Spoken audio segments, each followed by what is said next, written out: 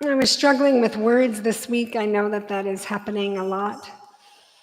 And I thought that maybe I could just stand here and weep, and we could all just weep together. So if you're looking for permission to do that, go ahead. This is a space for weeping, a time for weeping. This week, the tragedy and the death continue.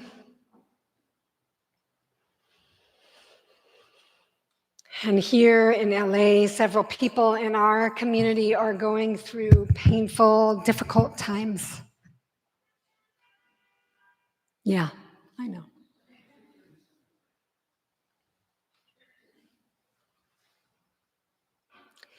In the midst of the despair, and this week and every week, our people open the Torah. So I did that for this week's Torah portion, and what is in it? A story of pain and trauma. And as some sort of comfort this week, I've been saying softly to myself, "Oh, Isaac. Oh, Isaac." Holding Isaac, holding all of you, holding all of us in tenderness.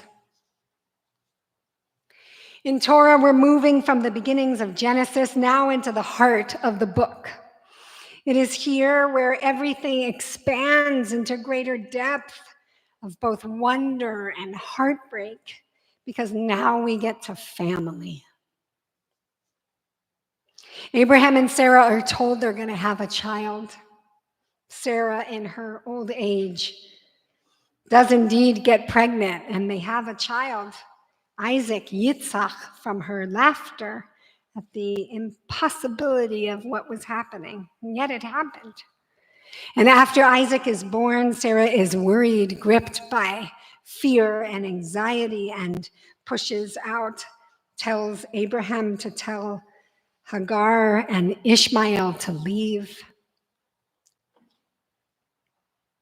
which he does. Struggles with our families, with siblings.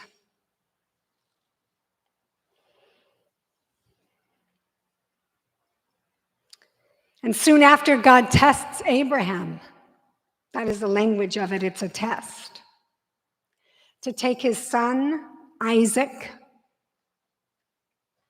and to bind him like an animal offering, and to offer him. It's a very, very heavy part of Torah with so much fear and so much trauma. Oh, Isaac. His brother is kicked out. Hagar, who was part of raising him, is also gone. And now his dad is taking him somewhere. Where is his dad taking him?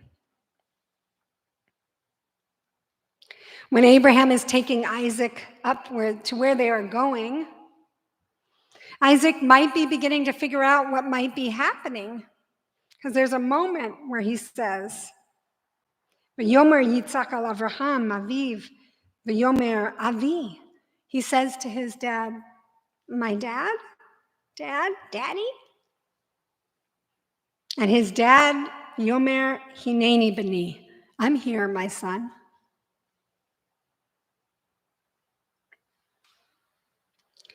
Then Isaac says to his dad, "Hinei ha'esh," here's the fire, here's the wood.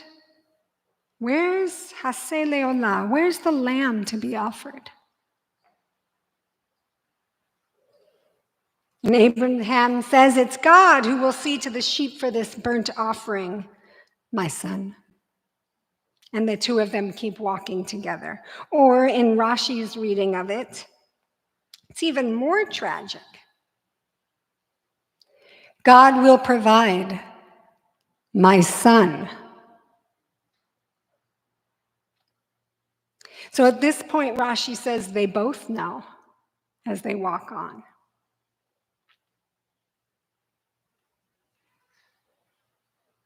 This moment reminds me of a dear friend who I sat with when he lost his mother.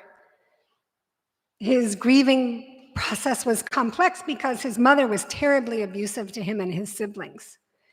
And all of these memories were flooding back to him, moments he had not thought about in years. He shared with me this memory of so clearly looking at his mom and thinking, are you really gonna do this? Are you really gonna do this to me? The moment when the unimaginable sets in. Are you, my mom, really gonna do this to me? My friend had done so much healing work over the course of his life, in fact, becoming a healer. But with her death, these memories came back. New moments of memory came floating in, revisiting again, and he was willing to revisit again, opening to revisiting with support and on purposeness, which I know is not a word, but it's something like intentionally. But on purpose, being willing to revisit. And I was thinking in this place of despair in this week that this is what we do every week. We're willing to revisit.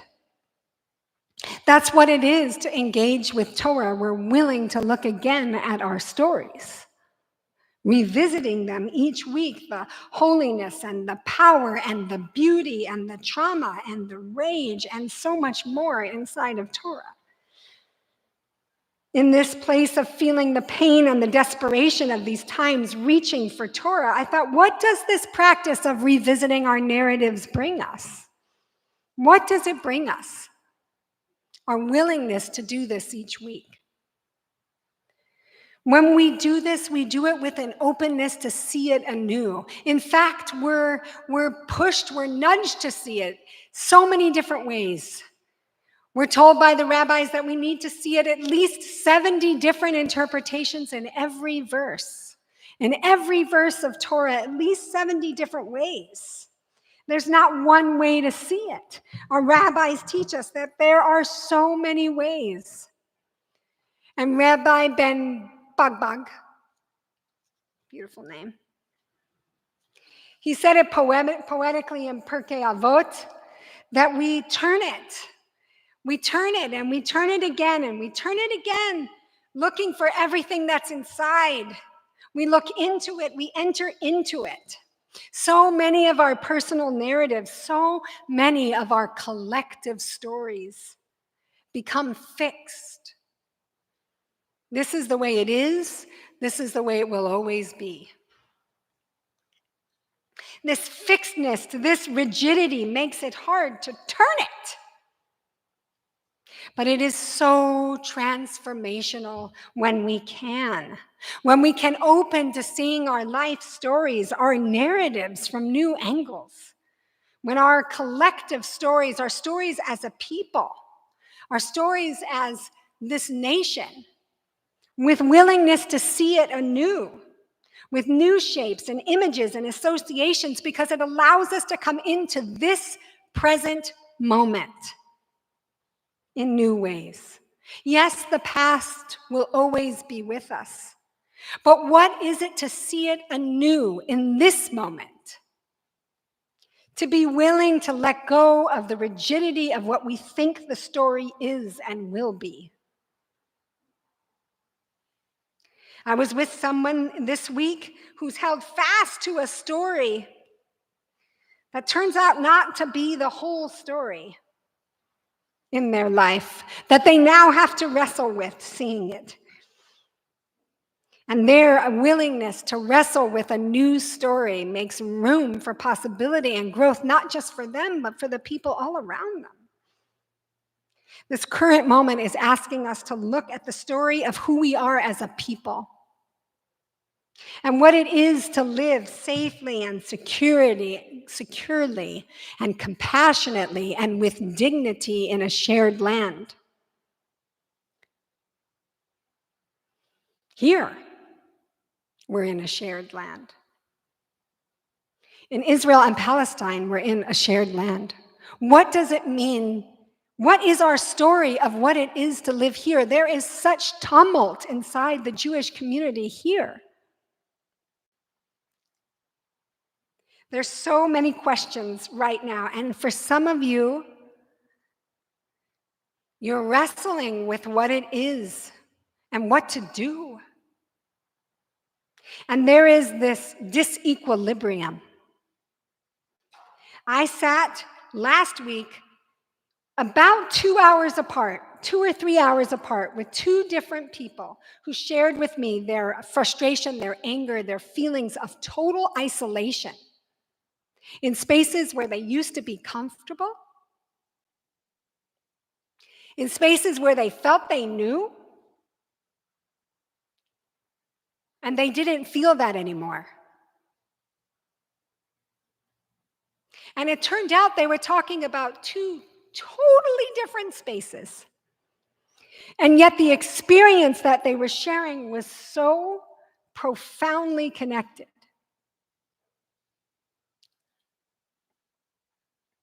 I don't know how to be anymore, they shared. I don't know where I fit anymore. It can be transformational to look at where we are and to know that we are changing. And then to turn it again and think about a new way. We can. And we must make room for all of our experiences.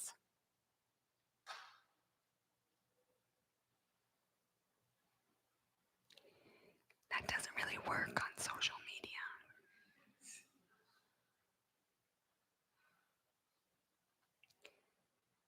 To be with layers and nuance and willingness to talk honestly about what it means to survive as a people. And to be able to let go of what you think you knew about ourselves, about each other, to listen and to wrestle.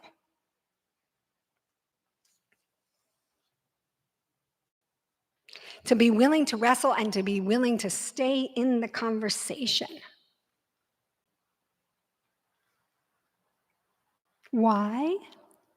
Because this is what we do as a people. Every week we're looking for 70 interpretations in the service of the good, of the just, of the compassionate, and the kind, and the righteous. This is what it is to be Jewish people.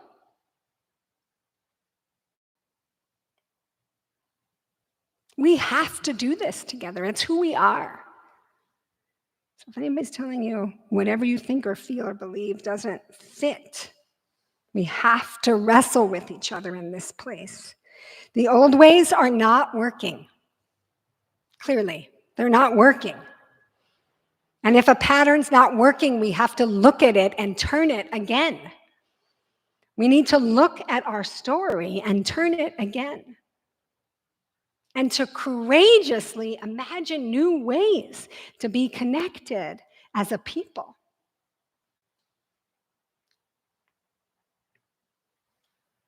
That's our story here. And friends, I've said this before and I'm going to say it again. And the story there in Israel and Palestine, we must listen to Israelis and Palestinians. I know as Americans, we feel like we know everything. Another thing for us to struggle with, our inheritance as Americans, we think we know everything. Again and again, we must listen to the people who are living there and doing this work of shared society for so many years.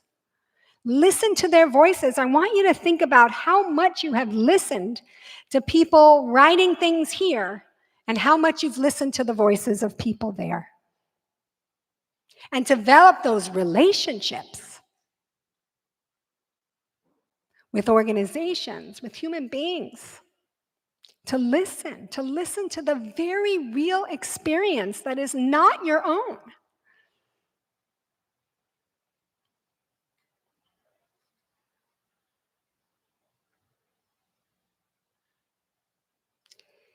The second piece of this revisiting process is that we don't do this alone. I think there should be a special cowbell for every time I say, we do not do this alone. It's a beloved refrain. We engage with other people's seeing. We never just look at Torah alone. Even when we're studying by ourselves, we open up all the commentary. It's this gorgeous, what is it? What's that thing? Time travel. That's that thing. It's this gorgeous time travel where I'm sitting alone and I have the medieval time and I have late antiquity and I have modern times and it's amazing that I'm in conversation, that we are all in conversation. Judaism is a conversation through the generations. That's why we can't stop our conversations. It was striking to me, that line that I said about, Dad, what's happening? Where are we going? Where's the lamb? It was striking to me the absence of commentary from the Meforshim there. Rashi, Rambam, Sforno, Ibn Ezra, they didn't have anything to say on that verse. Sometimes there's no words. Oh, Isaac. It is important to remember that we are not alone in revisiting our narratives, whether they are our own personal narratives. We need what Alice Miller calls an enlightened witness. We need to be witnessed. And communally, we need to know that we're not alone, that we can be witnessed and supported and struggled with together. Beyond just telling one other person, we need to do this communally. There's a popular term now called trauma-informed care. I don't know how many of you are therapists, social workers. This whole place is crawling with them. And I always have a little bit of a reaction to that term because it's one of those buzzwords that's getting used a lot.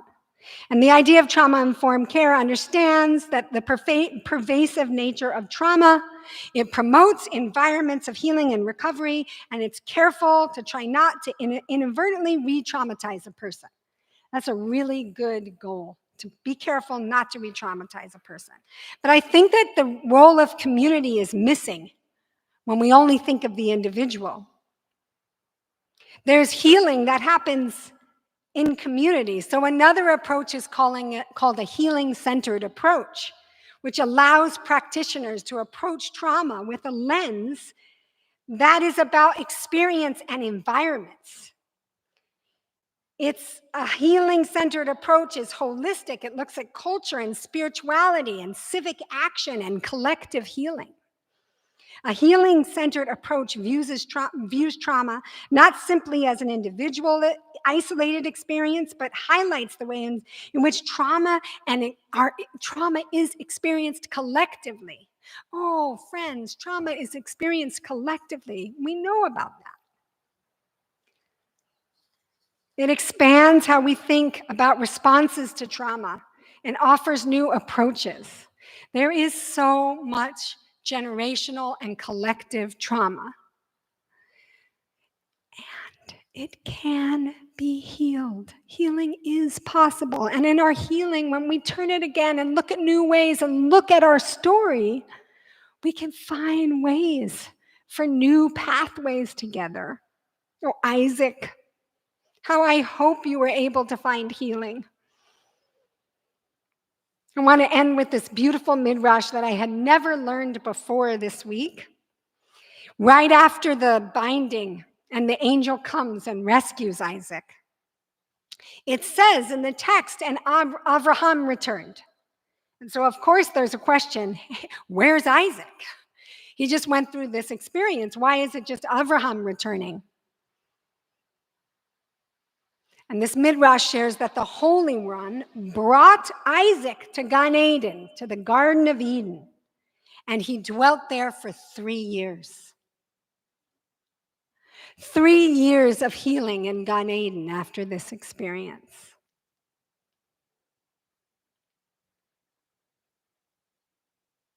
Was that enough? I don't know. But can you imagine the possibilities in healing? This new story, Isaac, the Midrash brings you a new story. 3 years where you get to heal. May you look, each of you, at the stories of your life and revisit them. And revisit them again. In so doing, create new possibilities of change and transformation for the good and for the whole. May we collectively revisit our stories for healing and transformation for the good and for the whole. And may we all, God willing, receive the healing that we need. Shabbat Shalom.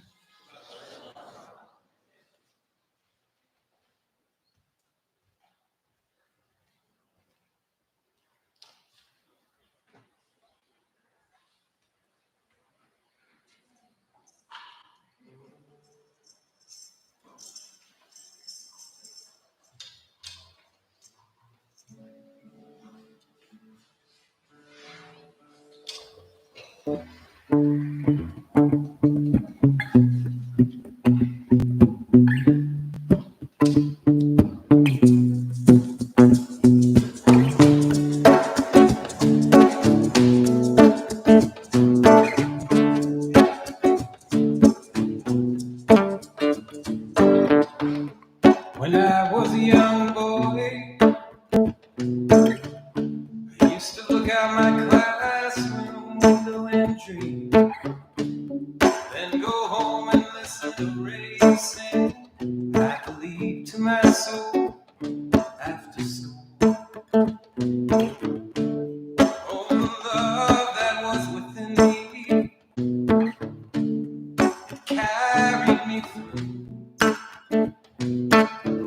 lifted me up and it filled me. Meditation, contemplation too. Oh, we got to go back, got to go back, got to go back, got to go back for the healing. Go on with the dreaming.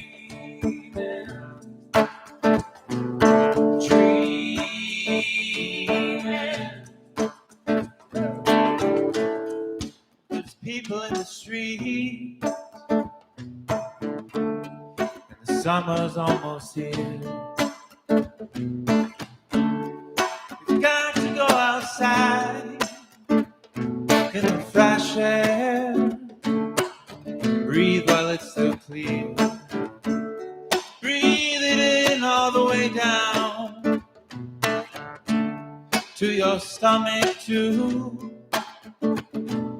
Breathe it all out, breathe it all out, the radiance into the nighttime air. Oh, we got to go out, got to go back, got to go back, got to go back for the healing. Go on with the dreaming.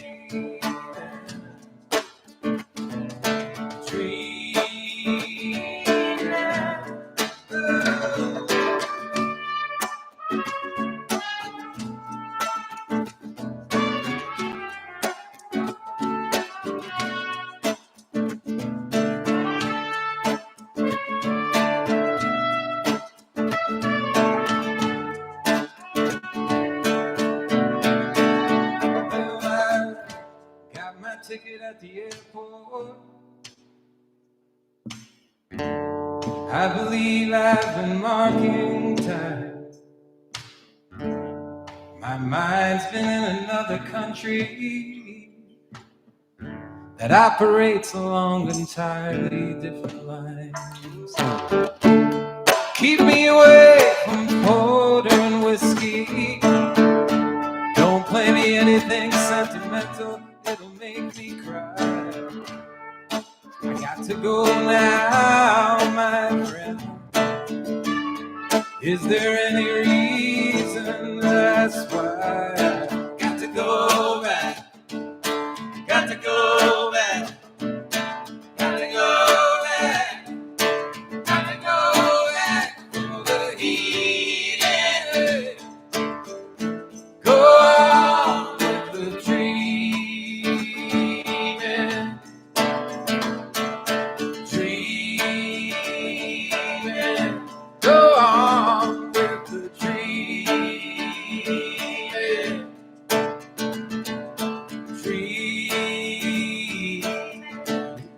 try singing that. Dreaming,